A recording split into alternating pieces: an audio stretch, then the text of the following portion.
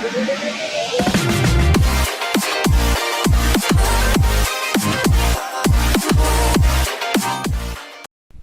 Viewers, আমি আমিনুল ইসলাম, এ to Z Bangla টিউটোরিয়ালের পক্ষ থেকে আপনাদের সবাইকে স্বাগতম। আমরা আজকে নতুন একটি ট্রিক নিয়ে হাজির হলাম, যেটা সবার জন্য কিছুটা হলো প্রয়োজন। যারা জেনে থাকেন তো ভালো, যারা জানেন না তারা আজকে জেনে নিন।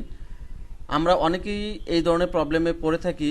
যারা ইন্টারনেট ব্যবহারকারীরা, ইন্টারনেটের স্পিডটা কম থাকে, ব্রাউজ করতে পারছি না, এই ধরনের প্রবলেম নিয়ে অনেকেই হাজির হন। তো তাদের জন্য বলছি যে যারা উইন্ডোজ 7 ব্যবহার করে থাকেন, এক্সপিও ব্যবহার করে থাকেন, তাদের ক্ষেত্রে আমাদের 20% ব্যান্ডউইথ তারা রিজার্ভ করে রাখে, আর শুধুমাত্র 80% আপনি ইউজ করতে পারেন। তো সেই ক্ষেত্রে আমরা দেখে নেই কীভাবে আমাদের ইন্টারনেট স্পিডটা 20% হলেও বাড়িয়ে নিজেকে উপকারিতার দিক দিয়ে নিতে পারি। তাহলে আমরা দেখি, আপনি আপনার স্টার্ট বাটনে গিয়ে এখানে রান লিখে রান ওপেন করব, দেন gpedit.msc এটি লিখবেন। আমরা ডিসক্রিপশনে দেওয়া আছে স্টেপ বাই স্টেপ। gpedit.msc লিখে ইন্টার হিট করুন। লোকাল কম্পিউটার পলিসি আসবে, খুব ভালো করে খেয়াল করবেন।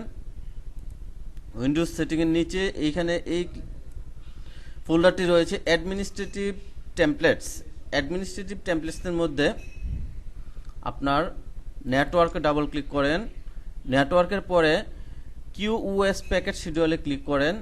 দেখুন লিমিট রিজার্ভেবল ব্যান্ডউইথ, সেই রিজার্ভেবল ব্যান্ডউইথে ডাবল ক্লিক করার পরে একটি উইন্ডো ওপেন হবে। সেখানে আপনি দেখুন আমারটা 0% আছে, অনেকেরই 20% থাকতে পারে। সো অ্যানাবলটা যখন করবেন তখন এই 20% আপনি 0% দিয়ে দিবেন। অ্যানাবল করার পরে আপনি বুঝতে পারবেন যে এটি 20% তার ব্যান্ডউইথ লিমিটটা নিয়ে নিচ্ছে। সো 0% করে আপনি অ্যাপ্লাই দিবেন, ওকে দিবেন, তার মানে সে কোনো রিজার্ভেবল পার্সেন্টেজ রাখবে না। তো আজকে এই পর্যন্তই। নতুন নতুন ট্রিক নিয়ে আপনাদের সামনে আবার হাজির হব।